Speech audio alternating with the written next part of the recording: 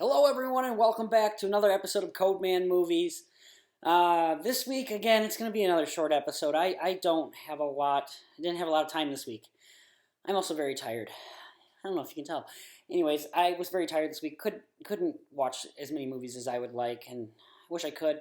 But we're still going to do what we can here this week and talk about movies because that's what I love doing, and that's why we're doing this, even though no one's watching. I don't care. So, grab your alcoholic beverage. This week I'm drinking a Wisco-style beer from the Brewing Project in Eau Claire, Wisconsin. It's a brewery in Eau Claire, Wisconsin. Product placement.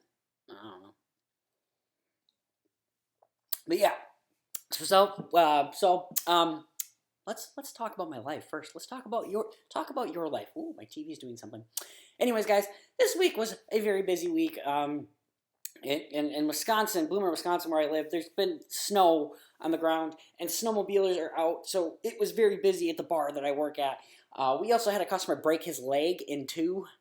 Well, he broke his in two places, not break his leg in two. He broke his leg in two different spots, I guess, and I had to help him get into his house at 1 o'clock in the morning and threw up my back, and it was an awful week. It was not a good week, but hey, that's life, you know? That's life. Do I have anything else to say? Not really. I'm a boring guy, guys. Yeah, that's about it, guys. Doing the same old thing, watching movies, going for a walk occasionally, getting those fitness goals. My watch this last month, my goal for fitness was to burn 21,800 calories. And these last 2 days, I was cutting it real close, so I had to go for very long walks in order to, get there. And I got there by 2 calories over even, so boom, take that fitness, take that Apple Watch. I'm trying to get my phone to mirror my TV. Would you look at that? So anyways, let's get to it. First movie I saw this week was The Dark Knight. Oops, I just dropped it. The Dark Knight, guys. I watched Batman Begins last week. Watched The Dark Knight this week. Like I said, I listened to the Big Thing podcast, and they're doing a Batman rewatch, so I had to watch this movie. This summer, I went to Chicago, and I got to go to some of the places where this movie was filmed, and particularly the scene where Joker is wanting Batman to run him over with the bat pod, and he doesn't. I was on that street, and so this movie has just gotten even better for me. But I've always loved this movie. I remember going to see this movie for the first time and just immediately fell in love with it. Heath Ledger as the Joker's incredible. Christian Bale as Bruce Wayne and Batman's incredible. Aaron Eckhart as Harvey Dent is incredible. Michael Caine is an amazing Alfred. And this movie is just truly amazing. I actually started watching this on HBO Max. I don't usually do that. I usually put in physical copies because I do not like digital. I don't like when the internet doesn't quite load and all that fun jazz, and you can tell that it's not at the highest quality. And I noticed right away that the IMAX images were not in the HBO version. It was all widescreen. So I had to grab my copy here, and I actually got the collector's edition here of the Dark Knight Trilogy on a Blu-ray. I like 4Ks too. I don't know where those are at the moment. I know I have 4K somewhere, but anyways, so yeah, I watched The Dark Knight. I had to do it on the physical disc to get the IMAX portions of the screen. Some beautiful IMAX shots in this movie. This movie's just incredible. It really is. From the opening scene to the very end, this movie is just incredible. I think this is just a perfect movie, really. I absolutely love this movie. Yeah, there's some things that are ridiculous, yes, but it's a comic book movie. And at the end of the day, people that don't love comic book movies, there's a lot of people that actually like this movie.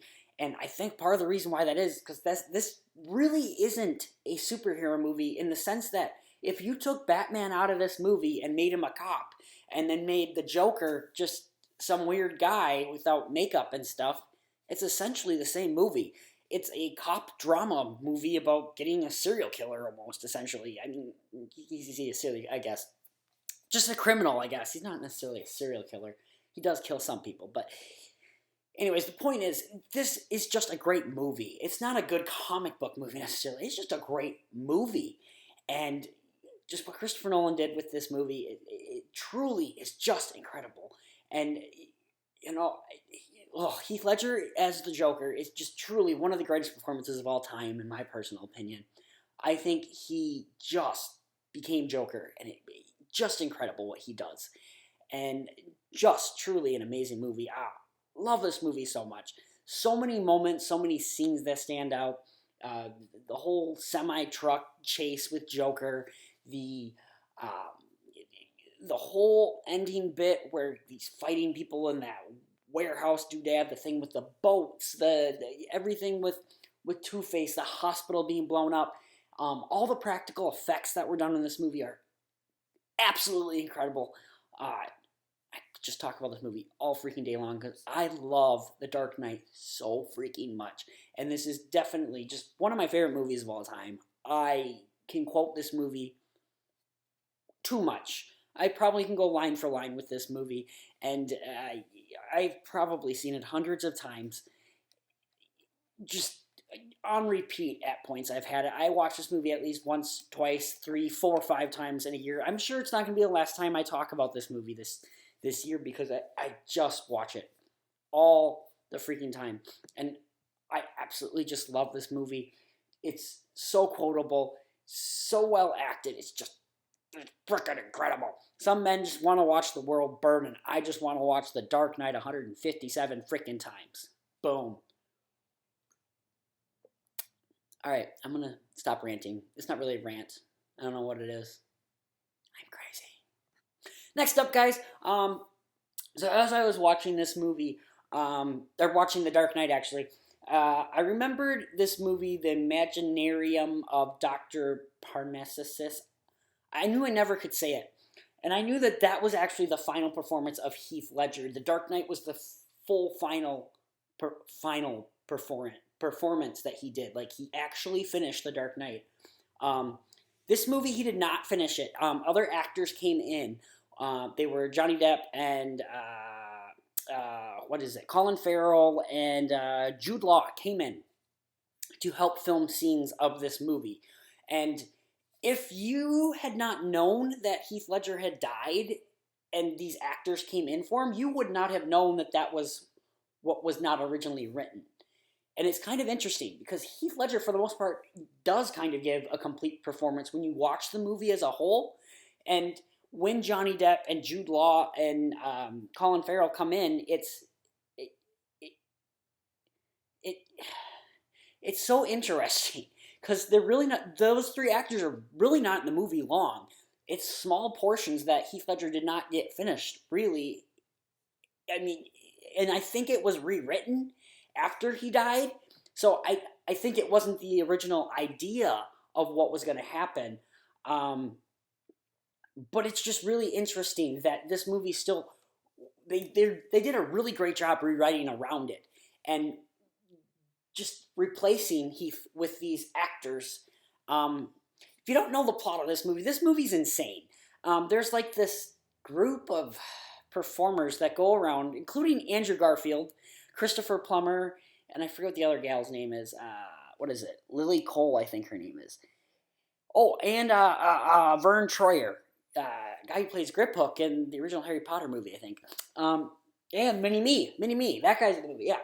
And they go around and they have this magic mirror. And when you go inside this magic mirror, and it looks like, it's like tinfoil mirror. But when you go inside of it, there's like this weird world of like, it looks like freaking Willy Wonka and the Chocolate Factory, or it's a really weird movie. Like I said, I was just looking at Heath Ledger's IMDb and saw the movie and realized I had never seen it. And I was looking at the cast and Andrew Garfield's in it. And Andrew Garfield this last year's had an amazing year. So I had to check this movie out. And Christopher Plummer, who had just passed away recently. So I just had to check this movie out. And it is an interesting movie. It's a Terry Gilliam movie. Very, very weird movie. I'm not going to say I love this movie, but there are some definitely interesting things that happen in this movie, and I appreciate what Terry Gilliam was trying to do. Um, in the end, I don't think it worked out quite the greatest. It almost gets a little too convoluted and a little too full of itself almost. And the ending of this movie, it got a little too much, got a little too wacky tobacky, as I call it. Andrew Garfield though is very good in this movie. This was, what was this, 2008, 2009? It was an earlier performance of his that before he became Spider-Man, before he became huge like he is now, and it, he really is just a great actor. Heath Ledger, his final performance is absolutely incredible. Johnny Depp and Jude Law and Colin Farrell as replacements for these moments when Heath Ledger's character goes in the mirror, he kind of becomes these other people, because it's kind of what he wants to see of himself almost, kind of thing. That really worked for me. I think they did a really good job rewriting and working around Heath's death, and they made it in a way that honored Heath. This is a good final performance. Not a horrible movie to end on, I'd say. It's weird too. As I was watching, I realized Heath was around the same age I was when he was probably making The Dark Knight. He was probably about 27 years old. I think he died when he was 28 or 29, and it's just weird to me that he was the same age as myself and where I'm at in life. I'm working 90 hours a week at a bar. I think I might need to rethink my life. Anyways, we're not supposed to be talking about that. Anyways, guys, this is a really interesting, weird, imaginative movie. If you're looking for something weird, an alcoholic beverage or some other substances might help while watching this movie. It is very colorful and such like that. It might be a good one to pop on. It's on Hulu. It's a weird movie. I didn't rate The Dark Knight. Dark Knight is a perfect movie, like I said. 10 out of 10. This movie, I found myself I really actually want to go back and rewatch this one again at some point in time. Not right now. It is kind of an emotional movie. It's a dark movie. But I would like to see myself go back watching this one, and I really did enjoy it. And I'm gonna give it like a solid 8 out of 10. It doesn't always stick its landing, but I really liked this movie and how strange and different it was. All the performances are stellar. The production design of this movie is really interesting. When they go through the mirror, it is crappy special effects, but I think it's almost purposeful. Like, it's supposed to look like this weird world that doesn't seem real, and it doesn't seem real when they go through it, and I think that kind of worked for it. So yeah, 8 out of 10 for this movie, guys. It's different, and I liked how different it was, and I enjoyed myself while watching it and got a lot from it, as weird as that is to say, with how weird of a movie it is. So yeah, great movie. I cannot say the Imaginarium of Dr. Parnassus. I can't say it, but I like it. There's an endorsement from Cody. Back one. Next up, guys, Free Guy. Free Guy came on HBO Max, and I was so happy that it did. I woke up and I watched that movie. Gosh, this is just a great movie, guys. This was in my top 10 of last year. I really do love Free Guy. I liked it more. This was my second time watching it. I liked it more the second time. It has such great humor, such great characters, some really fun moments, some heartfelt moments, great action sequences. Taika Waititi's a great villain. Jodie Comer is amazing in this movie. It's insane that she went on to do The Last Duel, and completely opposite. I was talking to a customer at work, actually, about Ryan Reynolds this week, and just how he is a likable guy. Some of his movies are not good, but there are other ones that are like this, that he's playing himself, but it's fun. It's great.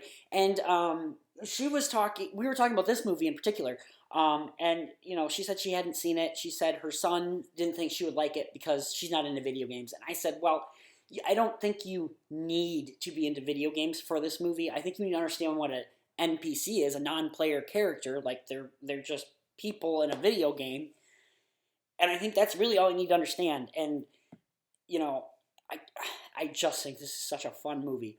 Ryan Reynolds' character just living inside this world and realizing he's in a video game. It's so much fun. It's such a great movie.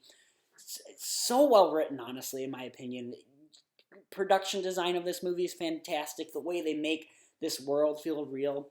Dude, at the end, the little references to the Avengers and Star Wars at the end are so funny, so great. I absolutely loved it. Um, yeah, guys, this movie just is such a good movie. It makes me laugh, makes me so happy. It helps you realize that, do what you want, don't do what others want you to do necessarily, and it's such a good movie. I really do love this movie. I have so much fun with it. It's such a blast. There's a couple little things in this movie. There's little snippets of songs in this movie that are just unnecessary.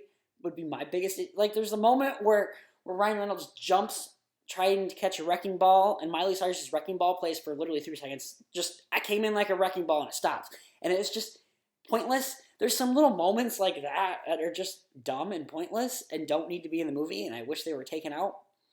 But other than that, really, I enjoy this movie. Some characters are ridiculous and over the top, and just don't need to be. There's some iffy special effects in this movie. For the most part, this is just a really good movie, and I love Free Guy, guys. It's another 8 out of 10 for me. It's such a fun movie, and I'm going to be watching it again really soon on HBO Max because it is just so much fun, and I do have just a blast watching it. And, it's not a movie that requires you to think a lot or anything like that, but it still has great meaning and great laughs and such like that to it that I just love Free Guy so freaking much. Moving on to a movie that is not Free Guy. A movie I watched was Mass, and I had heard a lot about Mass in regards to best acting performances of the year. But I had also heard that not enough people had seen it, therefore no one's going to talk about it, and so far no one has been talking about this movie, which is actually kind of a shame, because the 4 lead performances of this movie are freaking incredible. This movie is about... the movie... So when the movie actually first started, well, let's talk about what the movie's about. The movie's about these two couples. There is a tragedy that has happened between these two couples. It's somewhat related. It is related. It's 100% connected, and you don't know why it is. You just know that they're kind of both mad at all 4 of them are mad at each other. You don't know why, and these 2 couples agree to sit down at this church in this little room and just talk about this situation. The movie's about 2 hours long, and about an hour and a half, hour 45 minutes of this movie is talking. They're literally just talking to each other, which, it can, that's a lot. It's a lot to put on a 2-hour long runtime. I've seen plenty of hour and a half long movies that work because, they're short and sweet. If you have good dialogue, it shouldn't be an issue. And there is some really fantastic dialogue in this movie. When the movie opened, I was kind of concerned. There's a character that's running this church that is just kind of a little over the top, a little bit ridiculous. It's not even that she's overlooked. She's very nice, and she's a little too nice, and it comes off weird and different and quirky, and I was concerned with the tone of this movie because it then got very, very, very serious very quick. Well, not very quick. It takes about 15 minutes before these 2 couples are in the room, and it's just at first you do not know what it is. They are just talking at each other, and you're like, what happened? I'm confused as to what happened. I want to know what happened. And then when you do find out what happened, it's very, very intense. And I found myself really enjoying this movie. Up until about that hour and a half mark, it got repetitive, and I was finding myself to getting a little bored, which is unfortunate considering what the tragedy is between these two couple is really horrific and awful. Um, and I just found myself getting disinterested in it, which, when it's something like horrific like it is, it should be something that we should be paying attention to and such like that. And I wasn't. There's a washcloth back here, and that's kind of driving me nuts. You don't need to see that I dust. See, guys, I'm a bit of a clean freak. I dust like every day. I love my TV. This is Ray Ray, guys. I dust her all the time. Thanks, Lydia, for naming her Ray Ray, because it's a great name for a TV. This is Ray Ray, the TV. She's 55-inch Toshiba TV, 4K. I love her. Hi, Ray Ray. You're beautiful. How did we get on this topic while talking about mass? This is Cody for you. Anyways, guys, this movie it's a very depressing movie. It's very, very, it can be emotionally draining to watch this movie. But by the end, it's a very good movie. The performances are top notch, and Jason Isaacs in particular was the one I really thought absolutely did amazing. Martha Plimpton was the other one. Well, honestly, Martha Plimpton and Dowd and Reed Birney, all of them should be talked about for the performances in this movie, and they're just not. Which is sad. They are so incredible. Jason Isaacs has so much anger in his voice in this movie without being big and over the top about his anger. It's truly incredible, these performances they give.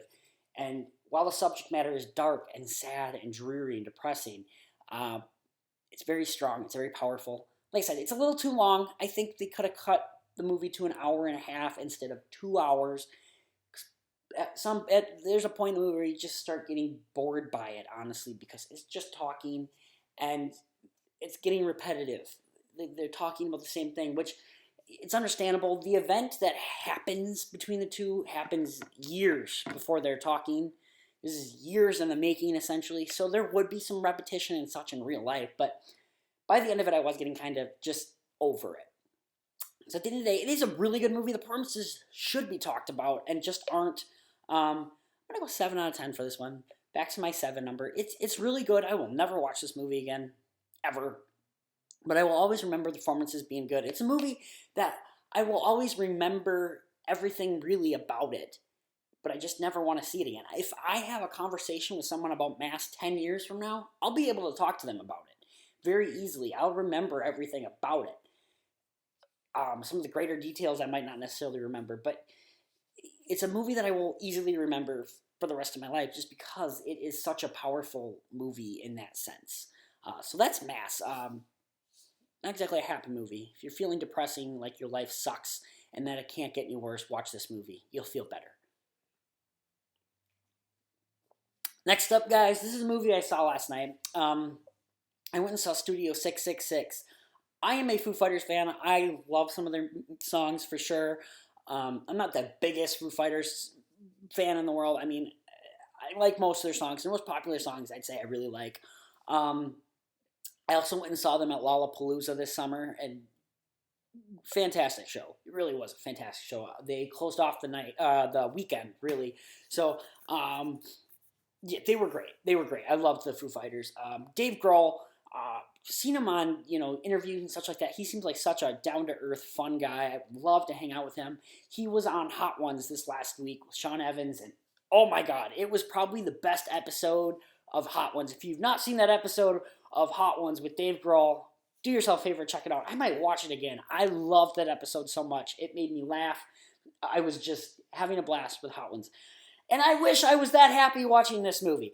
This movie is not very good, in my opinion. Dave Grohl came up with the idea that they went to this house and they record this album, and he gets possessed, kind of, and he starts killing off his band members. Great idea. Honestly, it sounds like a really kind of cool, kind of original horror movie. He was on Jimmy Kimmel talking about how he would love to like make this an anthology thing where like Nickelback comes and they're the next ones to go in this house and they die in epic ways and such like that. Or, I don't know, I'm trying to think more rock bands. You know, I can't think of a rock band right now. There should be, I don't know, Bon Jovi and his band. I don't know. The point is, he wants like an anthology kind of like movie series. And I think that could be fun. But I just would love it to be more fun than this because this movie's not fun. The first 10 minutes are really good, really intriguing. And then you'll look at this house, which I guess is actual house that Dave Grohl lived in. I guess it's the actual house where they recorded one of their albums. So that's cool. But yeah, they get to this house and nothing happens. There's just not much happens. They hang around the house. They have writer's block. The acting in this movie is just not that good, particularly from Mr. Pat, in my opinion. Some people are saying they love his performance. I hated it. I thought he was so wooden and so choppy, and I could just see him in the background, and it doesn't even look like he wants to be there.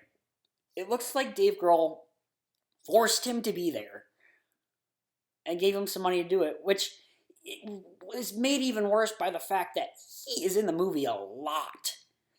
He has a lot of scenes, and some of them are actually good. Like, there's this funny bit where he doesn't have a bed. Every band member in the house has a bedroom, but he doesn't, so he's sleeping on the kitchen counter and stuff.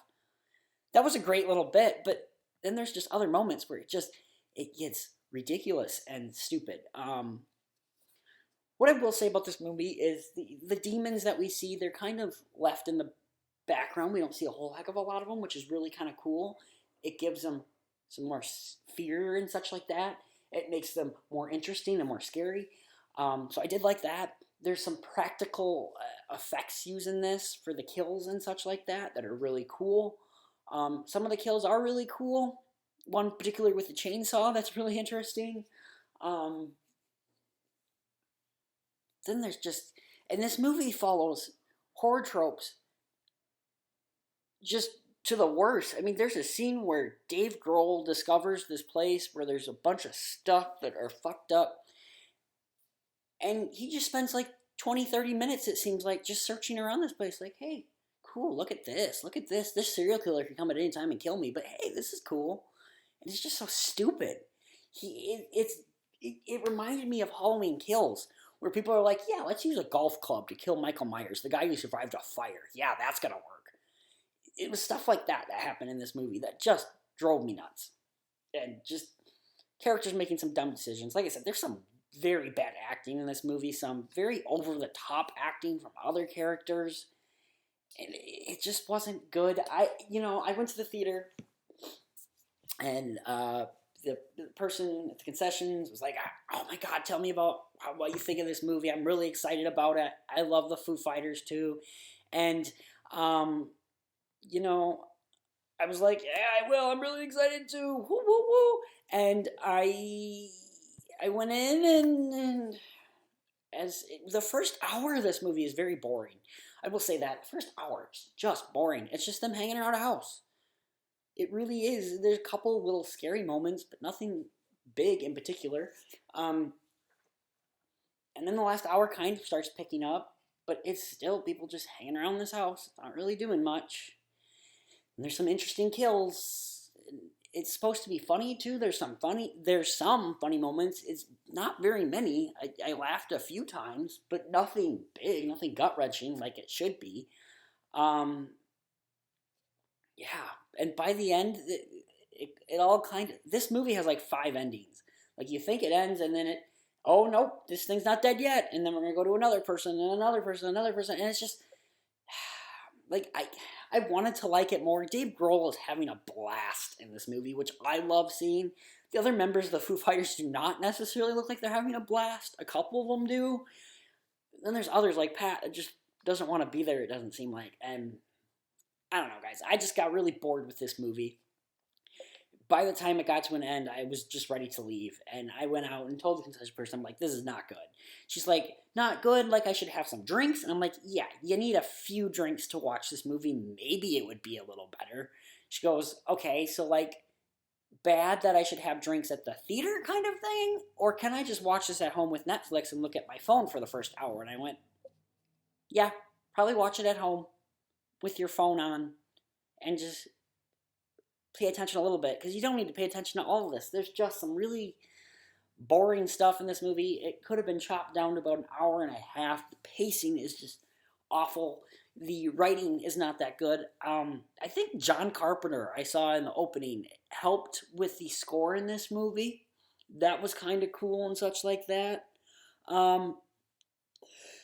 Yeah, guys, that's about it. There's some practical things in here that are really cool. Some cool kills. Score's good. Some people are having fun. I still can't give this much of a high rating. It's like a 3 out of 10 for me. It's not good. I would love the idea of an anthology series, but I would love better people to come in and do it, because it's just not so good. And you know, I like the idea of these bands coming in, but they need acting lessons, because yowza, some of these guys cannot act. It was just bad. And so yeah, it was a bit of a disappointing movie. 3 out of 10. I was really excited, and it just ended up being good. Final movie I saw this week. Well, not the final. Well, technically, the final movie I saw this week. Guys, I went and saw Spider-Man No Way Home for the 7th time. I really just freaking love this movie, guys. I can't get enough of this movie. I really can't. I can't wait to get 4K copy. And this movie is proving that theaters are still alive. It's in its 11th week, and it's still at the top of the box office. And not only that, but another Tom Holland movie came out last week, and it's still in the top of the box office with another Tom Holland movie. It's absolutely incredible to me that this movie is doing as well as it is. And during the pandemic and such like that, it's perfect. This movie is so good. Again, as I watch this movie, there's little things I noticed. Like, at the beginning of the movie, Spider-Man pulls out his cell phone out of where, I don't know. It's just all of a sudden, and then he's just gone. Like, where did you put that? Do you have pockets or something? I don't know. But little things like that drive me nuts a little bit. And, like, people not... Like, there's the scene on the bridge. I'm going to get a little spoilery. Again, guys, if you haven't seen this movie by now, you're probably not into it, and that's fine. But there's a scene on the bridge where a woman... She opens her car door in the back seat. She's like, I can't get out. Well, did you try going to the front seat? Try going to the other seat? Did you try breaking the window? It doesn't seem like you're really trying to get out of the freaking car. You're kind of just sitting there so Spider-Man can save you. But hey, whatever. You know, it is what it is. Everything with Toby and Andrew Garfield in this movie are just... I love it so much. Toby didn't seem like he wanted to be there as much. I think that's part of the reason why he didn't get into his costume as quickly. He comes dressed as, what does Garfield say? A young or cool youth pastor or something like that. And but whatever, he's there. They're all there. This is just such a good movie. I cannot get enough of this movie. Alfred Molina looks like he's having a blast. Willem Dafoe is just chewing up the scenery. He is so amazing in this movie. Jamie Foxx's Electro is so much better in this movie than it was in The Amazing Spider-Man 2. I wish Sandman and Lizard had gotten a little bit more to do, and that their actual actors could have like came in more, because it doesn't seem like they're really there. Other than that, though, guys, I nitpick with this movie because it's just so good, so flippin' good.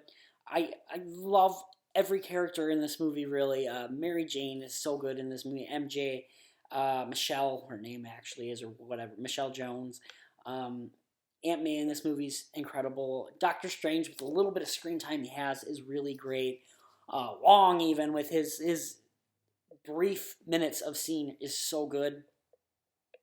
I really do love this movie, and I love where they have taken the character of Spider-Man. I love that we got a trilogy of origin story setting up this new Spider-Man, I can't wait to see where they take this character, and the fact that no one knows who he is anymore. He's all on his own in this world, and I'm just so excited to see where it takes us, and so excited to see more, and I just truly excited. I hope we get a Spider-Man 4, or we see him somehow, some way.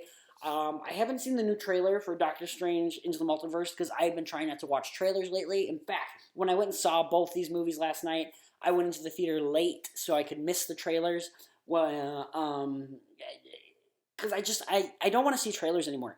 I was thinking about it last night too, and I wish that trailers for this movie had not had Dr. Octopus, Electro, nothing like that. I wish it just showed Doctor Strange with some Spider-Man, some MJ, showed brief snippets of the movie and didn't even mention any of the other things, because it would have been just an amazing surprise to see Dr. Octopus for the first time just pop up. It would have been so cool to not go, oh, Toby and Andrew Garfield have to be in the movie because their villains are in the movie. Because that's kind of what I thought. I was like, there's no way they did not get Andrew Garfield and Tobey Maguire in this movie. There's just no way, because their villains are in the movie.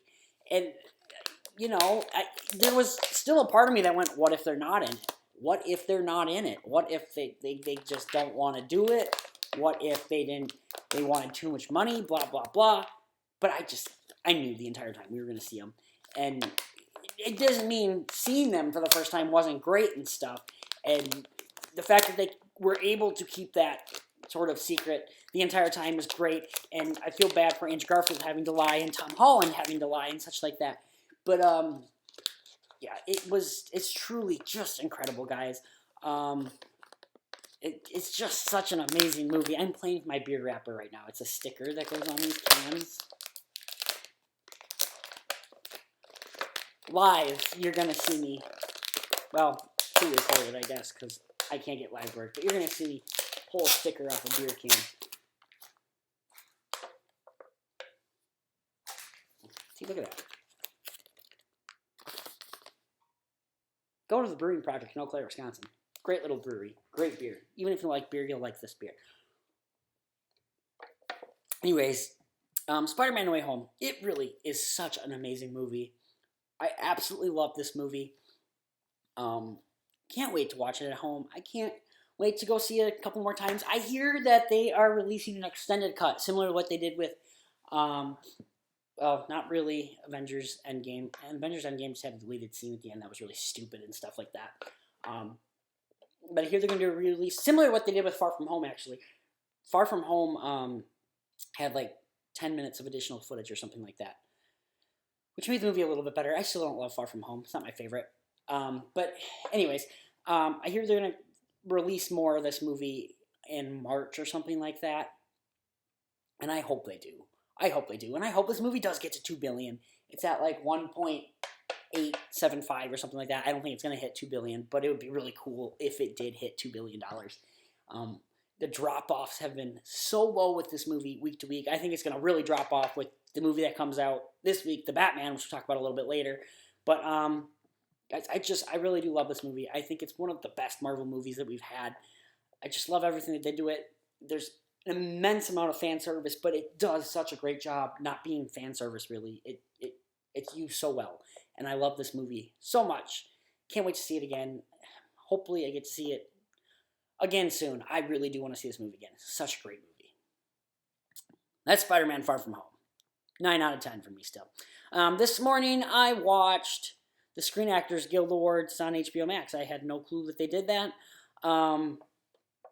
And yeah, the reason why I want to talk about it is just because the Oscars are coming up. The award shows help show us what could possibly happen with the Oscars. Trying to think some people who won. Will Smith won for King Richard, no surprise. Coda Cast got a lot of love. I'm really happy that the Coda Cast got a lot of love. Troy, is it Caster, I think? He won for Best Supporting Actor. I think that's really cool. I really thought it was going to be Cody Smith-McPhee. Maybe there's going to be a bet. I would kind of prefer it to go to Troy Caster. I thought his performance was absolutely incredible in that movie. But if it does go to Cody Smith-McPhee, I'm fine with that too. His performance is absolutely incredible, and the Power of Dog as well. So that was kind of cool to see. House of Gucci got some love in this movie, or in the show, and I hate that movie. I don't hate that movie, but it shouldn't be getting any love. I'm trying to think what else.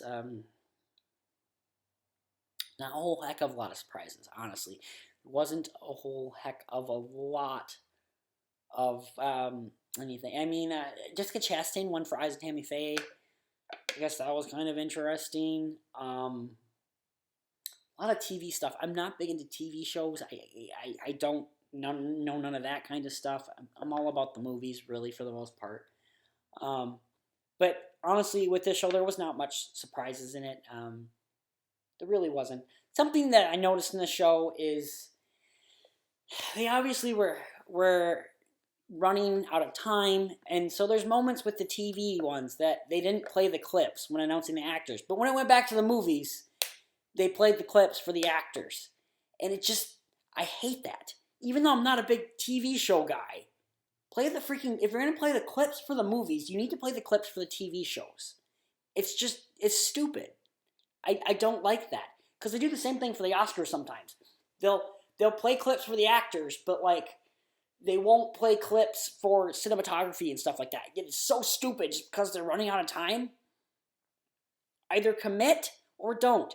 And if you're going to do that, if you're going to cut anything out, cut some of these damn bits out of the show, because you don't always need these damn bits.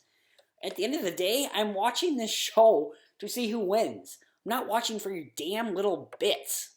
Do that during the commercial break. I don't know. That's maybe just me. I know these award shows aren't watched that much, mostly by people my age, because I am one of the few that actually watches this crap. And yeah. But anyways, guys, all in all, no surprises really with the award show. The Troy Caster bit, Jessica Chastain winning, that was interesting. The gal from West Side Story, I forget her name, she won for Best Supporting Actress. Yeah. That's about all I got to say about that. It was nothing spectacular. Yeah. That's all I got. Helen Mirren got the award for Lifetime Achievement. That was good to see. I love Helen Mirren. Great actress. Great person, too. I love that she did the Harry Potter Tournament of Houses show this year. Yeah. So, yeah. That's about all I got to say. Ted Lasso got some love. That is a TV show I actually watched. Ted Lasso got some love. I liked seeing that. Yeah. That's about all I got. We're going to move on. So, guys, there's one really big movie coming out this week. My favorite character of all time, The Batman. This movie is directed by Matt Reeves, the guy who did Planet of the Apes movies. Great movies. Love to talk about those sometime. I am really excited about this movie. I'm concerned about the 3-hour runtime and how dark this movie is. I'm wondering if I'm going to be able to keep my attention that long. The reviews for it are pretty freaking good for it already that are out. That came out yesterday. I think it's at like an 89%. It's certified fresh. I'm interested. I'm really interested. I don't think I'm going to be able to get to see it on Thursday. We have a funeral. I hate that. So I'm probably not going to get to see it till Monday or Tuesday, which kills me a little bit. But I'm excited for this movie. I'm excited. It seems like everyone behind the scenes has a lot of care and passion for this movie, which is great. I am excited to see it, even if I'm a little hesitant on it. But I'm definitely excited to see it. Zoe Kravitz as Catwoman, Selena Kyle. I think she's going to be good. I love Robert Pattinson. I think he's a great actor. I think he's going to be a great Batman, honestly. I think he's going to be a great Bruce Wayne. It's just more of the tone with this movie that seems weird to me. I haven't watched all the trailers. I've watched like one trailer for this movie, and I don't want to watch anymore. I'm excited. And I hope it is a good Batman movie. I don't know if it's going to take up the Dark Knight for me. We'll see. That's going to be the real question. But I'm excited. I'm stoked to see the new freaking Batman movie, guys. Love Batman. Love him. Batman's awesome. Yeah, Batman. Anyways, guys, that's about it. I don't think any other movies are really coming out this week. That's really about it. So Batman, Batman we're gonna see this week. Screen Actor Guild Awards came out. Spider-Man No Way Home. If you haven't seen it, what the hell? Go see it. Studio 666. Nothing spectacular. Mask. Really good movie. Depressing. Free Guy. Really good movie. Watch it. It's on HBO Max. Such a fun movie, guys. Imaginarium of Dr. Parnassus, a movie I actually really liked. Didn't think I was going to like it as much as I did. It's weird, but it's good. The Dark Knight, one of the greatest movies of all time. Those are the movies I watched this week, guys. I had to delete them off my phone because I don't like when things are on my phone. That's a video from me at a John Bellion concert. My first ever concert I went to. Favorite singer in the world. You might not even know who he is. Look him up. John Bellion. Fucking amazing singer. Anyways, guys, that's it. That's what I got this week. This actually went a little longer than I thought it was going to. But you guys have a good week. We will see you next week. Hopefully I've seen a few more movies. Hopefully I've seen The Batman. I need to watch Dark Knight Rises before I go see The Batman because I need to watch Dark Knight Rises again. And yeah. Other than that, guys, we'll see you next time. See ya!